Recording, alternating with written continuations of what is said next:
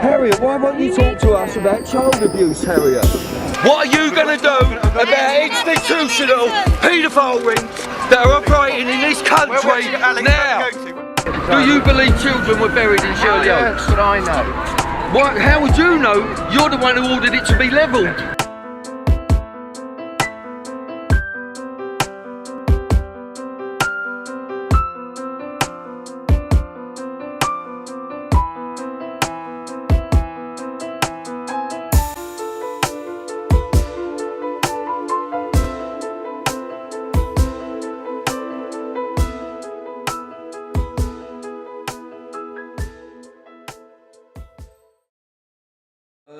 My name's Bill Maloney, and I'm a documentary filmmaker and also a victim of institutional child abuse. Institutional child abuse means within the care system, the government care system, if you like. And today I'm going to be interviewing a guy called Chris Fay.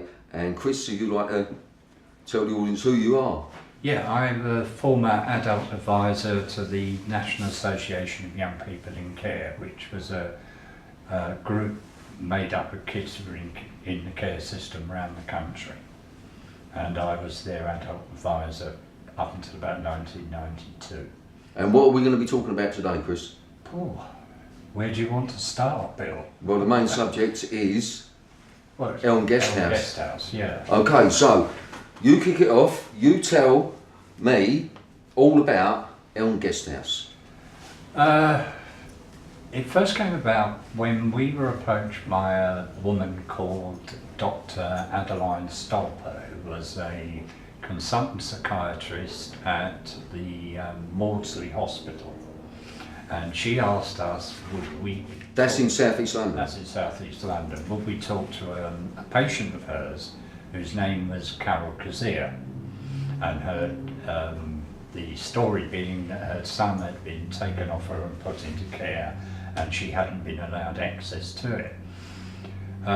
When we eventually did get talk to Carol Kazir, we found out she was the owner of a guest house in Barnes in South East London from about 1977 until June 82, when it was closed following a police raid. And that guest house was? Elm Guest House.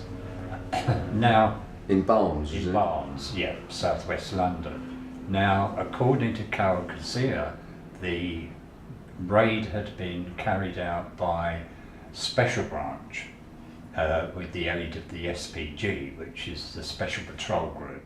Why was it raided, Chris? Well, we never actually found out the reason for that, because, as I said, Carol Kazir, backed up by her family and her solicitor, maintained that the raid was carried out under the Prevention of Terrorism Act, 1976. In 1976? Right, the 1976 Act, which means it was a security matter and the involvement of the security services. However, on the other side, the police and the authorities always maintained that the raid was carried out in response to complaints from neighbours under vice legislation. So you had the police on one hand saying they were raiding it because it was being used as a brothel, and on the other hand you had the Kazirs plus their lawyers and everybody else saying they were raided under the Prevention of Terrorism Act. It's the only law that was around then where the police could stop you seeing your solicitor for up to 36 hours. Right. But to do that... In custody, so they could hold you in custody. And I don't know if we said it, but Carol Kazir was in fact the owner of Elm Guest House. Her and her husband Harry. Right, so there's been a raid. There's been a raid. Yeah. They've given her what's called a notice to detain persons under the Act, which says you're not allowed contact with anybody, even a solicitor. Now that was the only piece of evidence that existed back in 1990 regarding the raid. There were no records of... So they gagged her more or less? They did, but the question then becomes, why would they be raiding a guest house that was being used as a brothel under Prevention of Terrorism Act? Right. So then that's when it started to become really, really dodgy, because very, very soon we discovered who some of these patrons of this brothel were.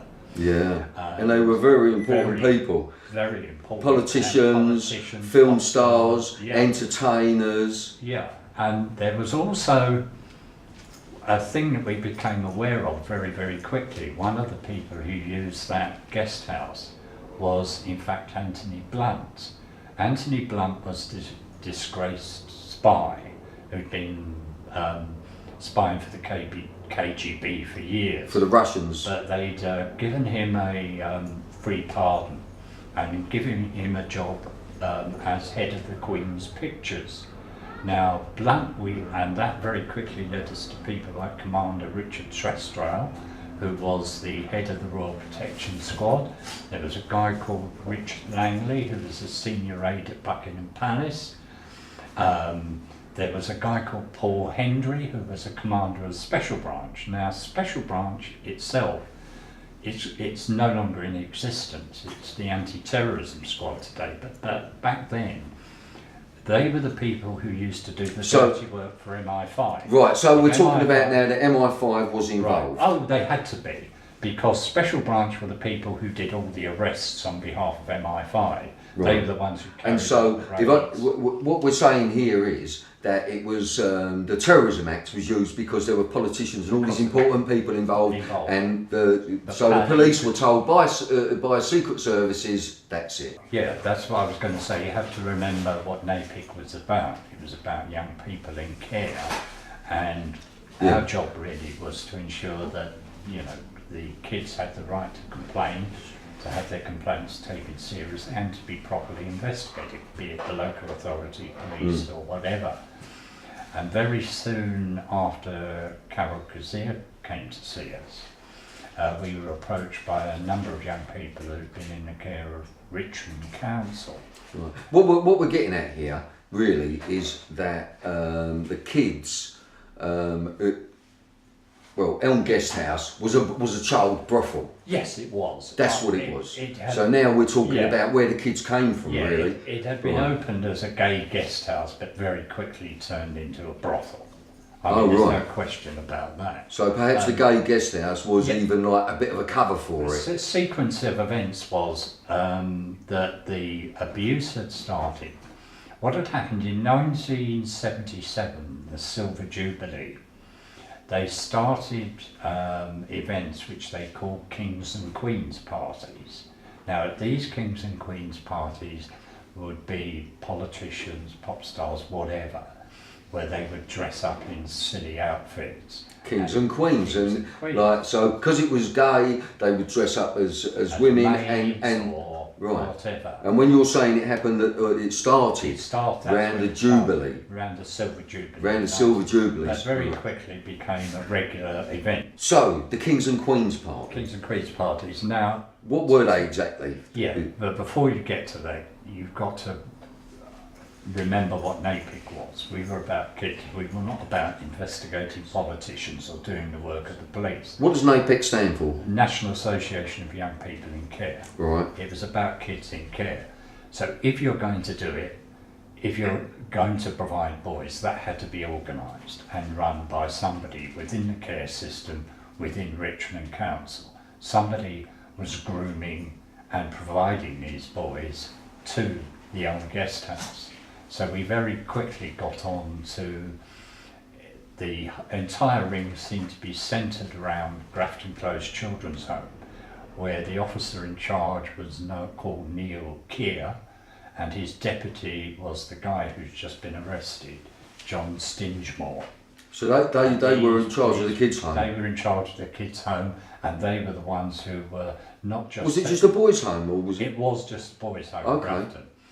But they were sexually abusing the boys and grooming them and providing them for sex. So, if I can just interrupt you, Chris, we've got Elm Guest House, Kings and Queens party, a gay party place, really. That's what he's put up for. So they've gone for the boys. They're not interested in the girls. No. So we're talking about all these guys that went there were gay. Were gay, exactly. And it very quickly became apparent that the people in charge at Grafton were providing boys for porn videos and for porn photographs, CSA type photographs.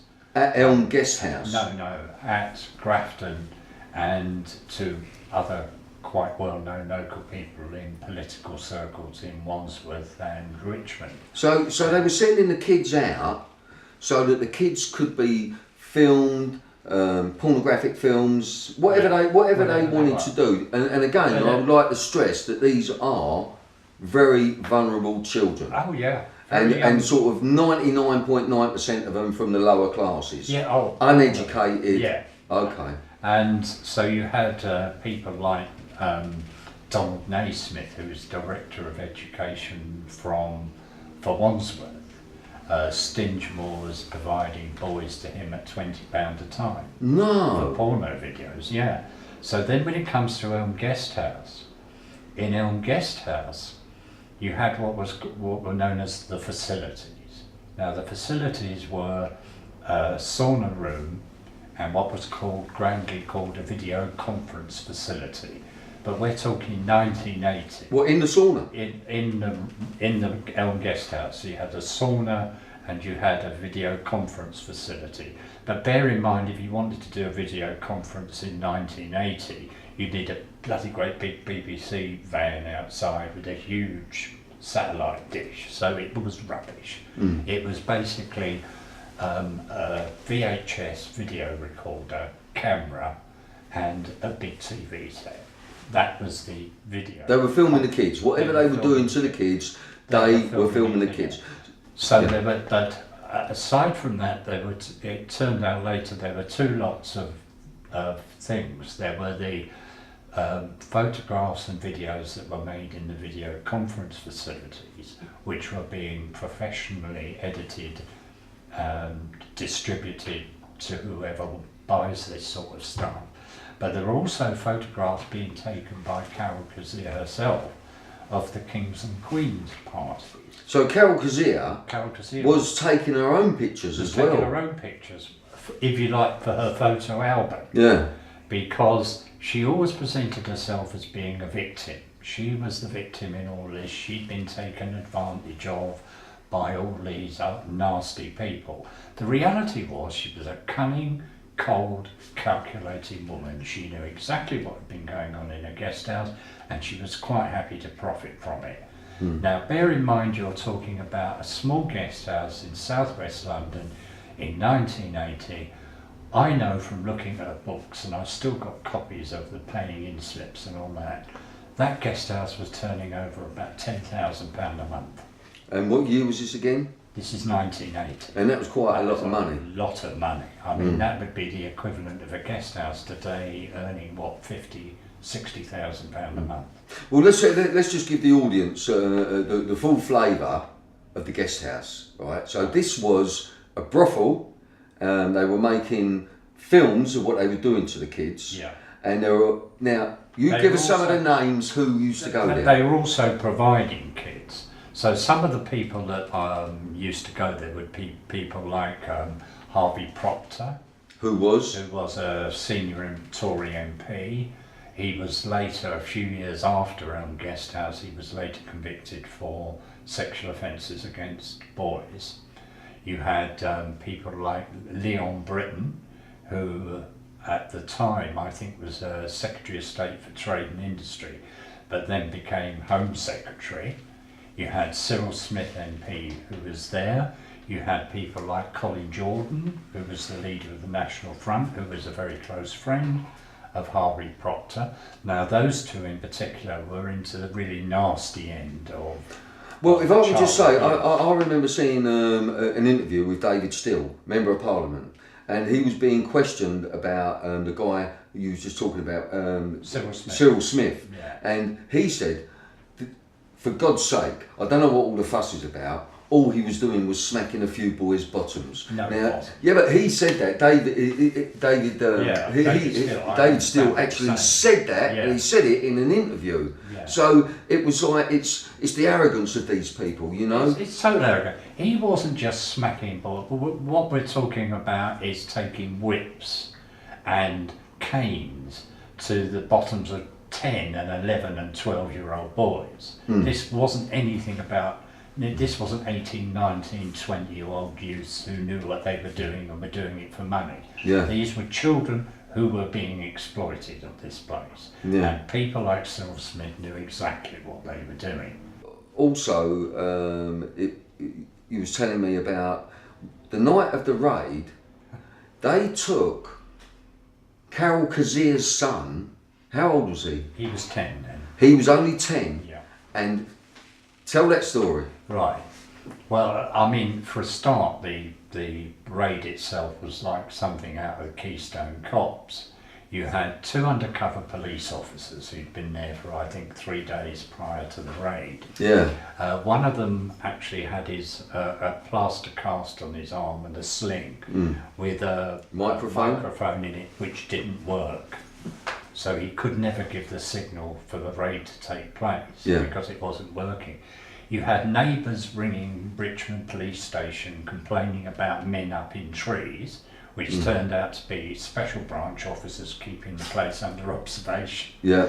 So, I mean, it really was quite a partial performance. But the thing is, they took Carol Kazir's son into 10 years of age. One small important point. There was only 5 guests actually at the guest house, because the day before, Carol had been warned that the raid was coming by a man called Gary Walker. Now, Gary Walker was a senior member of Sinn Féin IRA. Now, if you're talking 1982 London, at the height of the bombing campaign, that a senior member of Sinn Féin IRA is walking around London unobserved, unchallenged. Going to Elm Guest House and meeting people like Leon Britton. Exactly. For God's sake, so we've got Sinn Féin meeting Leon Britton at Elm Guest House where they were doing... Yeah, which makes it, as you can appreciate, once you get somebody like him in there, this is not a local vice raid. You cannot tell me that somebody like Walker would be walking around London without being closely followed by a special branch or MI5. He warned Carol Kazir the day before the raid, so he knew, Walker knew, Sinn Féin knew that the raid was going to take place. And after the raid had happened and the Kazirs were on bail, Walker offered to provide Carol and her family with false birth certificates, false passports, and get them out of the country. So it wasn't just a local vice raid. That's the point I'm trying to make. Yeah. Let's just go back to the kid, her 10-year-old boy being taken into care and where they put him on the night of the raid. I'm with you. Now, this is where the whole thing, bear in mind by profession myself, I was a residential social worker with children. That's what I did for a living. So if I understand anything at all, I do understand how the social services system worked. I knew how things were done, who to go. You was on the ground. I knew who to complain to, how the system worked. Now, when the police, because they knew that Carol Kazir's son Eric was 10, was living there, they also suspected, in their own words, that other children might be present. They approached Richmond Social Services, told them about the raid. Now, procedure dictates that normally you would have got, say, the local field social worker in the local office who would have accompanied the police on the raid. Any children present, they would have taken them into care. However, on the day of the raid, the man from Richmond Council, who was on the raid with the police, was Neil Keir, the officer in charge at Grafton, who took Eric into care. That's her son, Eric. That's her son, Eric. So you can understand why she Carol was knew. So angry. She knew that all the kids were coming from this children's home, and then what they've done on the night of the raid, they took her own child and put her own child in that children's home. But with the very guy who'd been one of the people supplying the boys, so Carol knew full well. She knew what was going to happen to her boy. But that's it. That's what wasn't it the case that Carol Kazir also allowed her own child to be abused by customers at Elm Guest House? That was an allegation. So was made. only That who was made an- that allegation? That was an allegation that were made by a number of people we know, and I'm certainly there were newspaper reporters who said that, but we never spoke to Eric, so I cannot say, you know, because he's the victim in this. But well, it was and an allegation It anyway. was certainly an allegation that she Yeah. had. Yeah. I mean, Eric's grown up now, it'd be for him to say. But I think you then get a picture of how big this thing was when they just threw the rule book out the window, and then once the raid had happened, it suddenly all became, it's just a local brothel, nothing to do with Special Branch, nothing to do with MI5, because they effectively silenced Carol Kazir. By taking her son. And putting him in Grafton. Yeah. Because she understood exactly what was Grafton was one of many supermarkets. Yeah, for children. Yeah, exactly. To do what they want. Exactly. And one thing we never touched on, also in this video suite, there was also a regular visitor there, and his name was David Hamilton Grant. David Hamilton Grant was a child pornographer. Yeah. He made child pornography and distributed it, and the possibility of snuff movies as well. Yeah. Now, the snuff movies, for people, if they don't know, is the kids being killed, tortured. Yeah, but you need to understand where this starts from, and we're talking about, if you're talking about the movies that were made in the video conference facility, but you have to broaden it out and understand the kings and queen parties. Now, most of the people who attended the kings and queen parties were from organisations like the Monday Club. And what was the Monday Club exactly? Monday Club was a right-wing Tory party club for extreme right-wing views, and people like Harvey Procter belonged to it. All those sort of people belonged to it. Now, one of the people who was involved with Carol Kazir, if you go back to prior to the raid, the evidence we've got, and indeed still have, is the Monday Club paying for adverts in Capital Gay, which was the main gay newspaper in London. Capital Gay. For the Elm Guest House. They were also paying for adverts to be put in a magazine called Spartacus. Now, Spartacus was a magazine run by a man called John Stamford, who operated out of Holland. Stamford ran a European-wide vice ring involving children. He was a known paedophile. He was a known maker of very nasty child pornography. Torture. And when I say nasty, I'm talking about pornography with 2-year-olds and 18-month-old babies. Yeah. You know, that was the kind of guy he was. So you had, if you look at the photographs, even today in the press, of the Elm Guest House from the time, you'll see in the window of the doorway a sign that says Spartacus Club members welcome. Right. Yeah. So Spartacus members got a 10% discount. Now, one of the things Stanford did with there was a man called Peter Glenn Cross. Peter Glenn Cross was the UK director for Spartacus. He ran the Spartacus organisation over here. He was very closely connected to the Monday Club, along with a guy called John Rowe. Was the Monday Club just in Elm Guest House, or was it known outside? Club, outside. It was right, so it was it was a countrywide. It's the right wing of the Tory party. Yeah, right. The Monday Club is actually in the House of Commons itself. It's people. It's like so we're talking about all of them. We're not just talking about Labour. No. You know, we're talking about the Tories. Yeah. We're talking all of them. Everybody. But you've got to remember that you have people like John Rowe. Now, the other people who paid for adverts in the Spartacus magazine and in Capital Gay was a company called Roro Investments Limited. Now, Roro Investments Limited was run by John Rowe's brother, Michael Rowe. He called himself Captain Paul Reinhardt, but he'd never been in the armed forces. He just liked to call himself a captain. So you have this whole organisation around the Elm Guest House. So when you're talking about the nasty end of the snuff movies, that was where Spartacus came in. Now, So, what I want the audience to understand, Chris, is we're not talking about a sort of lower class, ignorant people here. We're talking about well-educated individuals.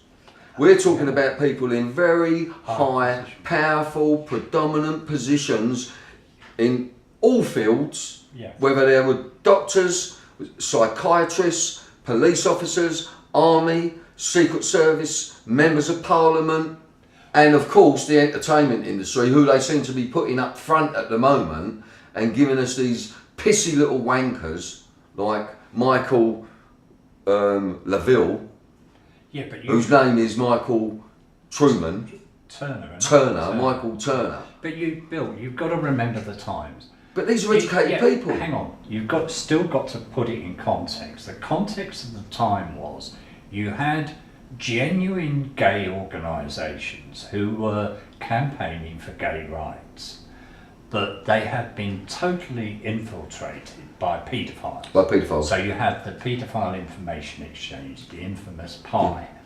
They had totally infiltrated groups like the Campaign for Homosexual Equality, the Conservative group Campaign for Homosexual Equality, Olga, even what's now Liberty. So you had all these people who were campaigning for gay rights, also campaigning to have paedophiles also treated as a oppressed minority. Yeah. So almost as victims. Almost, yeah. As victims. That's how they saw themselves, as being victims of this. So you had these people within all these organisations. They were very, very clever. They were well financed. As you say, most of them were well educated. Untouchable. Oh, a lot of them were. But if I could just say, like, one of the things, you know, I'll keep butting in on little things, Chris, like this. But what it is for a grown man to penetrate a newborn baby and possibly whatever, that the audience, they can't get that. To make a film where you kill a child, torture a child, whether it's a baby, whether but children, okay, and to make a film of the torture, the face, because they like the expressions on the face, the screaming of the kid. It's what kind of people are these? We're talking about people that are running society, telling us how to live, how to fucking live. Sorry about that, but I'll get angry on it. You know what I mean? Down a notch. You come back to say you like me and like everybody else get so angry at even the thought of anybody touching a 4-year-old child.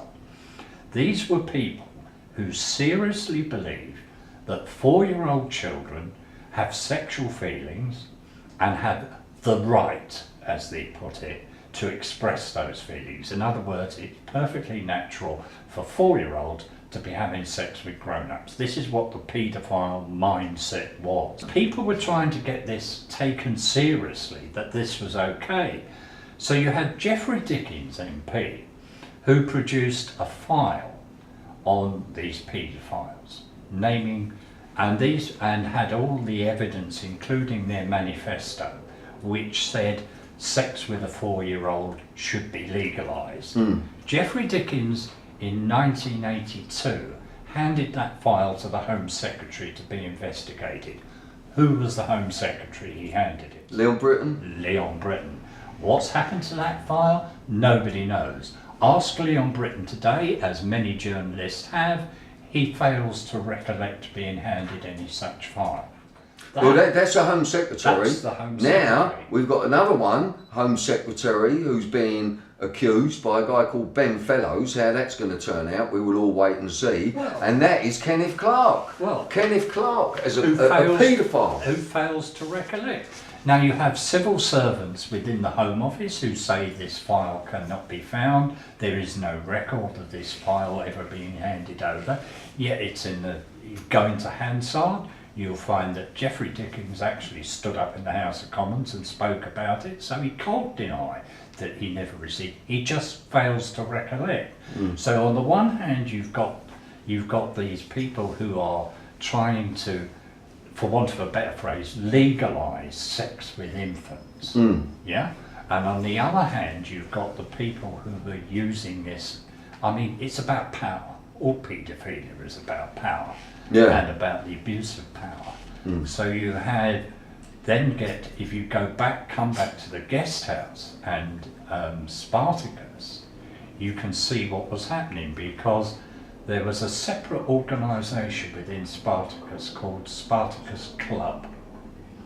Now, the Spartacus Club was a paedophile organisation along the lines of PIE, and what Stanford and Glen Cross were trying to do was establish a series of guest houses around England which would be safe places for paedophiles to go, not gay people, paedophiles. Well, that's right, because it's sort of, people were saying Elm Guest House as if it was the only one. No, I believe they were all over the place, all over this country, and we just discovered now it's just coming, and Europe, the whole world actually, it's just come out in Florida, which is next to Alabama. They're saying that they found children's bodies in an children's ball stall in Florida. They expect to find up to 100 children's bodies. Now that's what I'm bringing, me personally, into the arena in this country, is that there are children's homes. There's no doubt in my mind that have been standing for many, many years, go back to beyond Victorian times, and I believe there are children buried there.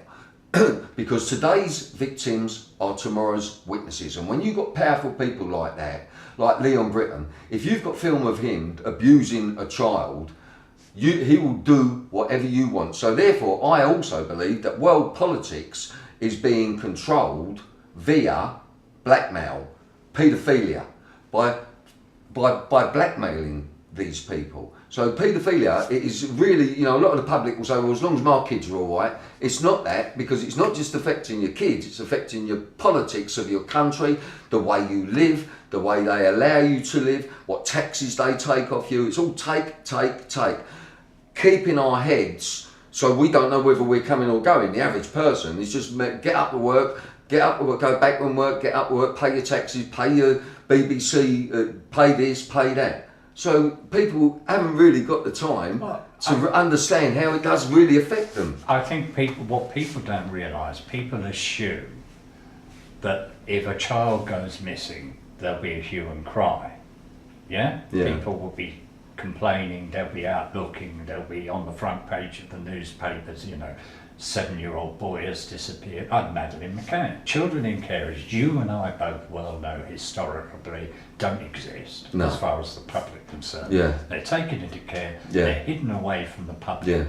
Now, because the institutions, they distance the public from it because of what's been going on. There would be outcry, and it could bring the government down. Right, but even more than that, Bill, it comes down to how many children within the care system go missing every year.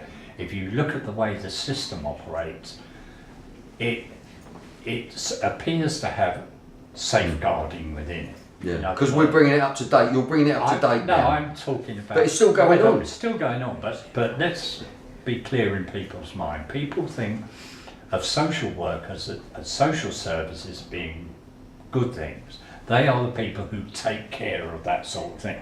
If children are being abused, who looks after them? It's social services. They're in care, they're safe, they're protected. But we've got to see it's family courts. That's what people think. I'm not talking about reality, I'm talking about what people think. Absolutely. Part of what people think is right, in that if a kid goes on the run from a children's home, then the staff in the home will fill out a missing persons report, hand that missing persons report to the police, who'll stick it in a filing cabinet. Whether that kid comes back or not, nobody knows. It's happening all the time, but every now and again we'll get it in the papers, there's a little girl gone missing, there's a little boy gone missing. They have to feed us every now and again, but the way they do it, they make it look like it's only very rare. Within the care system, it doesn't happen to... Nobody checks. They're missing every day. Nobody goes into those filing cabinets and says, what happened to Fred, or what happened to Mary, or what happened... They're gone. They're just and their filing cabinets full of the stuff that the police eventually end up shredding and starting more files. So it's very, very easy for kids within the care system, particularly if they've got very little family in the community or very little contact, to just disappear. Yeah, but what they do, what they would do, they would filter the kids. So if you've got kids like this kid and this kid, their parents, they're still very interested in them. They come and see them every now and again. Don't touch them two. This kid, parents never come. This kid's parents never come. They got no family. They're the two we want. So they got a filter system. So they pick and choose the most vulnerable. Even worse than that, you have the whole thing about the abuse of wardship orders, where you could put a ring of secrecy around a child, and even somebody like NAPIC. Are they still available, those wardship orders? Tell us how they work. Well, they started to come in about the 70s. They're very ancient. What used to happen in the old days, if you were Lord Percy's son and Lord Percy got killed and you were underage, a wardship order would be issued, and a judge would take you on as his ward to protect your inheritance rights. That goes back to the 16th century or somewhere. I can't remember exactly. But it became in the 1970s, being a very easy way of getting kids into care.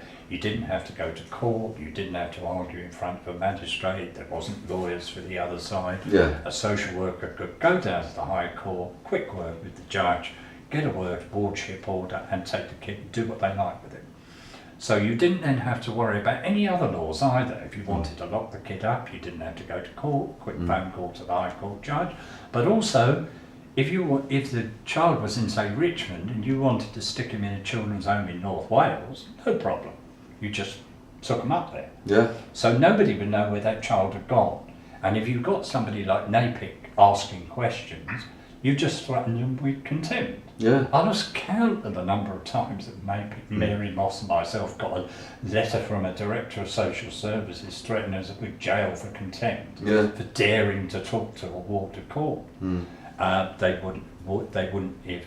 So that was saying, that's our kid, leave it alone, go away. You can't talk to that kid. End of story.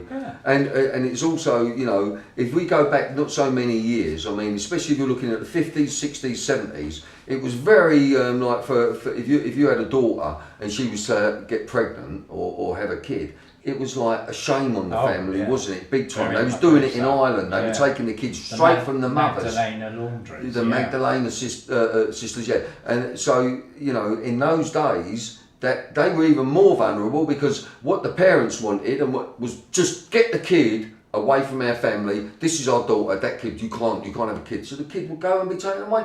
And out of sight, out of mind. So what I would like to say is really, we need victims to come forward. They've got to come forward in their droves, because there are droves of them out there that are still suffering, and we need them to come forward. But, you know, I've been told by people, they phone the police and the police are saying, get in touch with us if you've got any information. They're doing it, but it's making it so difficult. It's not as easy as the police are pretending, and the press are putting it across. The national media. It's very hard for victims, because you've got to put yourself in the position of a victim.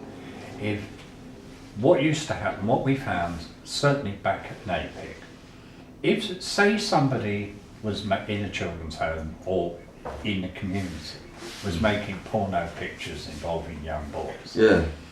Now, the police would have raised, say, and arrest everybody there. So you'd have the guy who was making behind the camera, who was making the videos, would get nicked for making the porn videos. But say the two boys who would be having sex in front of the camera, if one was, say, 13, the other was 15, the older boy would get arrested for sexual offences against the younger boy. So even though he was a victim, he would be classed as an abuser. So they fucked him in more ways than one. Oh, absolutely. So you just victimise victims all the time. So in terms of trying to get victims of that type of abuse to come forward and talk, they wouldn't. Why aren't they dealing with this, terrified. Chris? Is it because it's the lower class kids? It's all lower class kids, isn't it? 99.9% of them lower class kids. So there is. You're also looking at, as far as I'm concerned, like almost a racism there, a racist culture. You know what I mean? It was very much like Like that. we're shit. We are shit. Right. So Doddington. we found that, you know, very poor street kids from estates like Doddington were also being used as rent boys at the Elm Guest House. Now, if I come back to Napick, Can I just go back on that? When you're talking about Doddington, you're bringing another children's home into... No, children. I'm talking about a sink estate. I'm talking about how kids off the Oh, right. street, ordinary children. Okay, an So estate. it wasn't just kids Yeah, who get it. It but- was poor, working class, deprived Yeah. children. But what I You know, would we also give- like to say is there was a very big case that was covered up, and Margaret Hodges, she was involved in that cover up, and where was it? That was in Islington. That A was big bit case, later, and the kids yeah. were being taken from Islington out to Jersey to Haute de la Garenne. And I would implore you all, to watch a film called Sun, Sea and Satan that Pine Mesh Films that we made. We went out to Jersey for 2 weeks. Right, so Doddington. Sorry, anyway, they were also, the Elm Guest House, I try and bring it back on track. Yeah. Because of the involvement of Special Branch and because of the security services involvement, bear in mind we were an advice agency, advocacy agent for children, for young people. We would have kids come into the office looking for help, looking for advice. But we were under surveillance by Special Branch. We had armed Special Branch officers in the car, actually frightening off young people coming to us. So Physically stopping. So Napick, so Special Napick, Branch yeah. was stopping children Yeah. coming to you Right. with their problems to asking Napick. it got so bad at one point we actually had to use a community centre to meet young people. It was at that point, because I was the adult advisor, that I had to think about the welfare and safety. Bear in mind, it was a group of young people. It was groups all around the country. I had to give consideration to their safety. So I went back to Carol Kazir and I said, look, if you want us to proceed with this and you want us to do something about it, i.e. get her child out of care. And protect the other kids, I need evidence. I need whatever evidence you've got that you say to me, all these people used to attend the Kings and Queen parties or were using the facilities. I need to know what you've got. I think in March 1990, she agreed to meet with me, and I went along to her flat in Richmond where she was living at the time. And in the flat she had a huge big cardboard box, and in that cardboard box there were lots of documents, there were some videotapes and other stuff in there. And it was at that point that she gave me the guest house registers, the bank paying in books, showing the money she'd received. So the guest house register had everyone's name that was going there, but they weren't using their real names. Weren't using their real names, but by this time, of course, we knew a lot of the aliases that people like Leon Britton and Cyril Smith were using. Cliff Richard.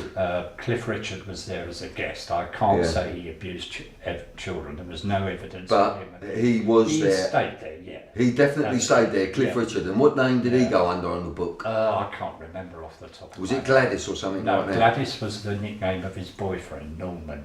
Cliff Richard's boyfriend. Yeah, Norman. Yeah. Norman was his boyfriend, Yeah. and they used to go to Elm Guest House because we've not heard. He's not been nicked, No, has he? he's not, and there's no evidence in it there was any way. I mean, he was. Well, if just there was, using it's it as a gone. guest house. Well, maybe you're right, Bill. I don't know. Yeah. But coming back to what was in the box now, she also had about 6 video cassettes in there, and she had a shoebox full of photographs. And there were 2 types of photos. There were Instamatic type photos, you know, with those. Yeah. Print out the box. And peel it off. There were normal 35mm photos. So the photographs that had been taken in the facilities were the ordinary 35mm standard photo. The photos from the Kings and Queens parties were the Instamatic photos. Right. So she showed me, I think it was 8 photographs in total of people. Now there was 2 of Leon Britton, There was one of Harvey Proctor, Member of Parliament. Member of Parliament. There was another one of a very well-known industrial financial guy. There was a whole series of photographs, and she had hundreds more in this shoebox. She wouldn't give them to me. I said to her, after a lot of wheeling and dealing. Can we just explain, just give me a description of the Leon Britton photograph that you saw? The Leon Britton photograph, he was wearing naked apart from like a little apron and one of those waitresses' caps, you know what I mean? Oh right, so he had a maid's outfit. A maid's pinny, Yeah. a maid's hat. With a boy aged about 12 sitting on his lap. What was the boy wearing? Nothing. Naked. So the boy was The naked. Could you see the boy's genitalia? Yeah, he was about 12 years old. I mean, it was an obscene photograph by anybody's Yeah, description. absolutely. But The Carol, Home Secretary. yeah, but Carol Kazir, as I keep trying to tell people, was not some sort of innocent victim in all this. She was a conniving, cunning bitch of a woman. Yeah. She really was. She knew exactly what she was doing. Yeah. So she would only give us enough to keep us involved, if you know what I mean, Yeah. to keep on our good side, for want of a better phrase. Yeah. And I said to her, it's not good enough, Carol. I can't just, Unless you give me the photos. Unless you give me the stuff. She wouldn't do it. What she did eventually agree to do, I think, about 6-8 weeks later, she said I could come round and photograph them myself. Right. But unfortunately, of course, shortly after that, she was murdered. So Right. So you never got to go around and photograph them, but when you was there, you were probably being recorded and bugged anyway by the Secret Services. they were sitting outside. Oh no, that's They were right. sitting in a car outside, and there is a little story about that. I mean, this shows you how contemptuous the security services and special branch were of people. They knew that they were they could do whatever they liked. In those days, In those days. we're talking about before the internet, Exactly. etc. What I would have given for a mobile phone with a camera on Yeah, it. exactly. Chris, can we just jump to Carol Kazir, because you said like where she was murdered. Yeah. What was the information that came out in the press? Well, How she died? she allegedly, according to the coroner, she died from an overdose of insulin, Because she was diabetic. which was absolute rubbish. Yeah. Really was rubbish. If you read, I was at the coroner, I gave it. Why do you say it's rubbish? Tell Okay. me about the insulin death. Yeah, I'm just going to tell you. I was a witness at the coroner's court, so I was there for all the proceedings. Now, the pathologist report was quite clear that the oldest syringe mark on her body was 72 hours old. That was the last mark on her body of a syringe. Every doctor I spoke to, a GP, I spoke to pathologists at the King's College Hospital, they were all saying the same thing. If you overdosed with insulin by injection, you'd be dead within an hour. There is no way you'd live for 72 hours. Right. So also the question mark about where this syringe mark was, which was on her bottom. And the evidence from the GP was that she was never given insulin that way. And even though he'd been to see her, he had injected her arm, not her bottom. So where that injection mark had come from, I don't know. There was also the alleged suicide note. Now, everybody that read it, myself, Mary at NAPIC, her friends, her family. Mary's another lady who works Mary with Moss at was the NAPIC, worker. Mary Moss. She was the worker at NAPIC, Yeah. a really good guy. And we all knew it was not Carol's handwriting. Carol didn't write that way, it wasn't her use of language. So it was a bad fake. It wasn't even a bad fake, it was just rubbish. The only person who said it was in her handwriting was a man called David Issett. Now, David Issett was a paedophile. If you look at the Mary Moss file that's been put online of all the documents there, you'll see there that I phoned Richmond Police and Richmond Social Services departments when I found out that Issett was in fact living at home with his partner and 4-year-old son, because there was a court order banning him from within half a mile of his home and his son, because Issit and a gangster called Puddles, Patsy Puddles. That rings a bell, actually. Yeah, had been abusing the 4-year-old in their hot tub at Puddles' house, which was why there was the court order on him. So you had this, and he was a drug addict and an alcoholic and a thoroughly nasty piece of work. But he was the only one person who said that the handwriting was Carol Kazir. On a suicide note. On a suicide note. And the coroner seemed to accept his version. Now, don't forget the coroner. Not really what you would call a credible witness. No, but the coroner, funnily enough, is the same coroner who did the Princess Diane inquest, and also the Blair Peach inquest. Well, while we're talking about that, if I could just... The Princess Diana, I'll do it that camera. I don't know, is that in shot? Is that camera in shot? Dr. Burton. So there we've got, they're saying now, Princess Diana was murdered. Yeah, but Dr. Burton was the guy who did her inquest. Yeah. So he was known as being a safe pair of hands, somebody you could trust to come up with the right verdict. Yeah. Now, at this point, you've met Clive Golden, who's a private detective who was looking at this stuff. Bless his cotton socks, he's a lovely bloke, as you know. Yeah. And he kept bouncing up and down in the coroner's inquest, saying, "That's not true. What are you talking about?" And the coroner kept saying to him, "Will you sit down, please, and be quiet, Mr. Golden?" But he wouldn't. But he would. Because he's a good guy. He's a good guy. And I started And he's now 78. He's now 78. I started protesting about the note. Clive kept screaming and shouting at the coroner.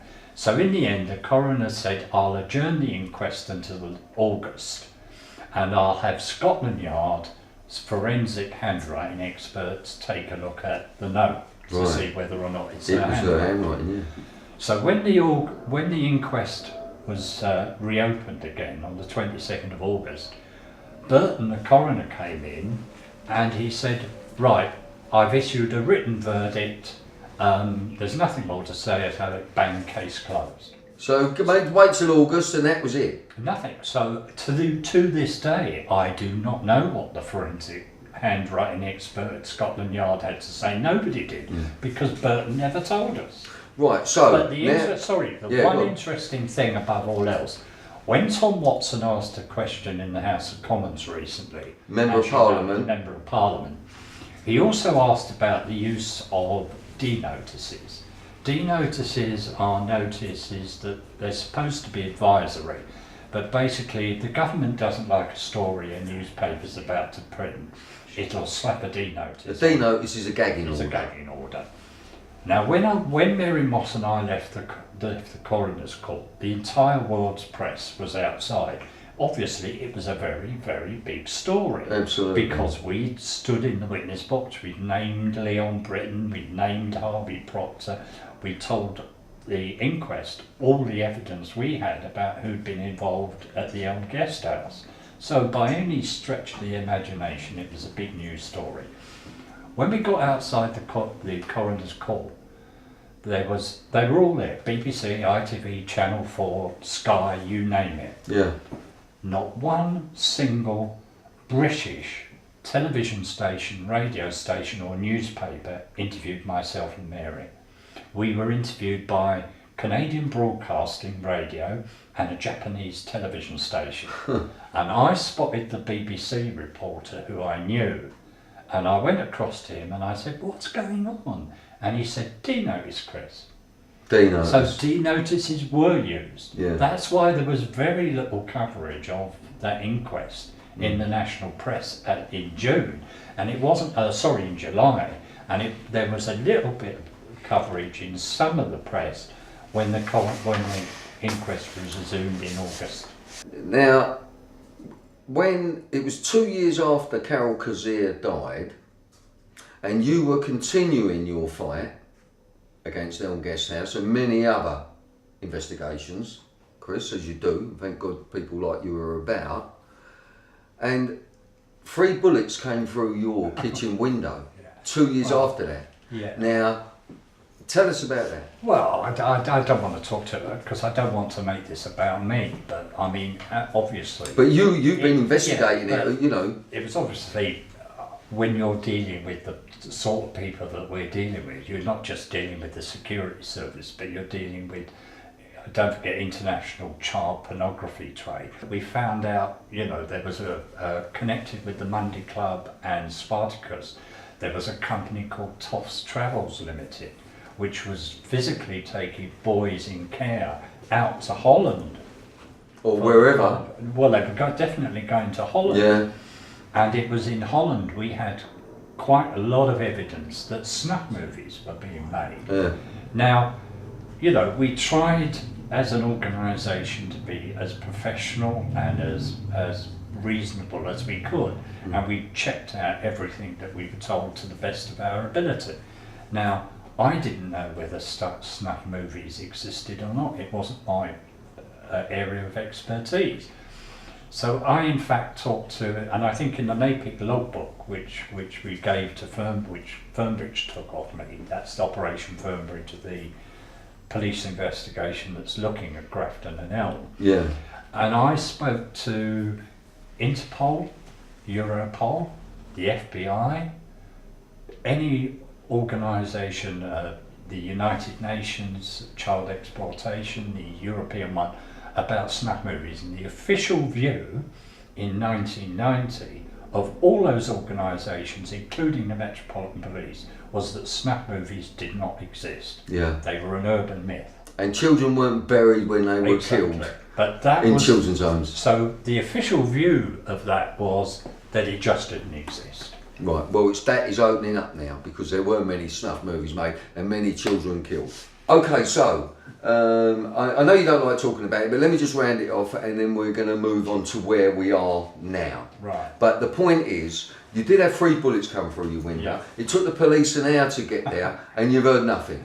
You Yeah. have also... And one PC turned up. And one PC turned up. And so you've also presented this evidence yourself and Mary on 3 different occasions. Oh, numerous occasions. I mean, you know, the whole point, if you've got evidence of some, and you've got kids who have been abused, who do you go to? You have to go to the authorities. Yeah. To the local council. But you've been there and they've done nothing. Well, exactly. On many occasions. So you keep giving this evidence and now... And nothing. Right, so here we are. What's the date? Maria, what's the date? It's the 7th of September 2013. Right, so we all heard that. So, where are we now? Well, we are now, as a result, I believe, of Tom Watson, MP, who asked questions of the Prime Minister in the House. I was approached by Tom Watson, because I'd retired years ago. I'm 67 now, so I've been out. Well, you're looking good for it. Thank you for that, but I mean... my pleasure. I've retired, so as far as I was concerned, this was all in the past for me. But I was approached by Tom Watson, who wanted me, so I went up to see him in the House of Commons and told him basically what we've been talking about now, about everything I knew about Grafton and about Elm Guest House and about a lot of other abuse. And what was his response? Oh, he was shocked and horrified. But what has he done? He was instrumental in getting the Metropolitan Police to establish Operation Fairburn, which was the original investigation to look, established I think in October last year, that was going to a scoping exercise to try and see... What was Fairburn about? But that's what I'm saying. It was a scoping exercise to see what information was available.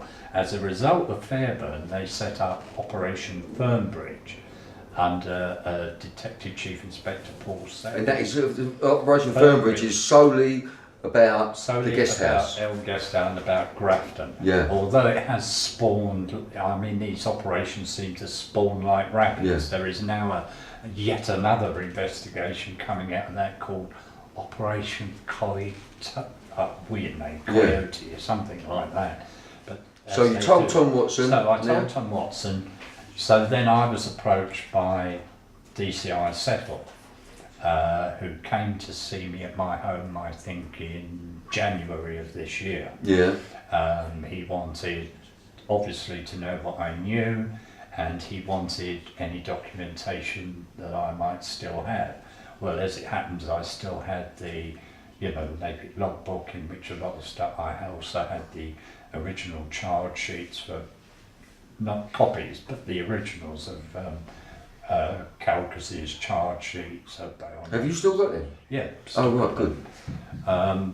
Because I felt that stuff was important, because the whole of this thing hangs around, it seems to me, whether or not they raided the house under the Prevention of Terrorism Act or under vice legislation. Now, Settle and Fernbridge are saying that it was, they're towing the party line. They're saying it was an operation carried out by local police under vice legislation. Where'd the terrorism thing come from? Well, hang on a sec, I'll get to that, but this is the line being peddled by. Now, I've asked him point blank whether or not there is evidence. If you're going to say this, there has to be evidence. But apparently the police records of the raid are no longer available. They've disappeared. Disappeared. Not surprisingly. Disintegrated. Gone to the spontaneous combustion. Warehouse in the sky. Yeah. And the thing that shocked me most of all was that even the records of her trial at the Old Bailey no longer exist. I didn't realise until Settle told me this, that the Her Majesty's Courts and Tribunal Services only keep court records for 10 years. After 10 years, they're destroyed. I mean, I couldn't believe this, because, I mean, I don't believe it. All of us. I don't believe it. You can go to the public archives and you can read about the trial of Dr. Crippen 100 years ago. Yeah. In detail. But they know that. They don't want people reading about them in 100 years' time. But what happened in 1982 doesn't exist anymore. Yeah. You can find out what happened in 1912, but not in 1982. Extraordinary. Well, there you go. Anyway, so I'm getting the wrap it up. Are we rolling on this one? Yeah, it's still rolling. Oh, okay. So we're going to wrap it up on that. Just bring it up very quickly up to date. A couple of weeks ago, I was trying to get back a copy of the NAPIC logbook, so I approached Fernbridge. And I asked Fernbridge if I could have a copy of the logbook back. They said yes, they'd get a DC to drop it off. Nobody turned up. They then rang me up and told me the detective sergeant would be popping it round. Never turned up. The following day I went to go out to the shops, and I've opened the front door, and standing on my doorstep is DCI Paul Settle himself, who was passing by. Just passing by and popped in to see you all these years. After all these years. Have a cup of tea and a chat, yeah. Yeah. Well, listen, I'm going to finish it there. This is a very brave man. This man was a witness at Carol Kazir's inquest. The police have recently been to see him. He's talked to MPs. He's talked to everyone.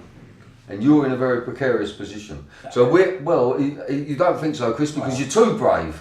And we're going to get this up as soon as we can, and hopefully that will give you some kind of protection. Because let me just finish, Chris, because I think enough of it's out there, Bill. Good people like yourself and other good people online who've got all the story. They've got all the facts. So whatever happened to me, they won't be allowed to cover it up. Well, let me just finish up on something personal then. All right. I fucking hate the national media. You've been covering up this shit for so many years. And you reporters, where's Tom Savage? What's happened to Tom Savage? Tom Savage came and saw the original interview that I'd done with Chris Fay, and all of a sudden Tom has been suspended, nicked under another charge, nothing to do with us, even though he went out to Cyprus and he was investigating child pornography, snuff movies, looking for David Hamilton Grant. David Hamilton Grant is supposed to be dead, but he's not dead. He's alive and kicking, and he's out in Turkey. And he was making pornographic films of children out in Turkey because where he had to pay 500 quid for a kid here, he used to be able to get him for a fiver out there. Thank you very much, Chris. Love ya. You too, mate. God bless you, bruv.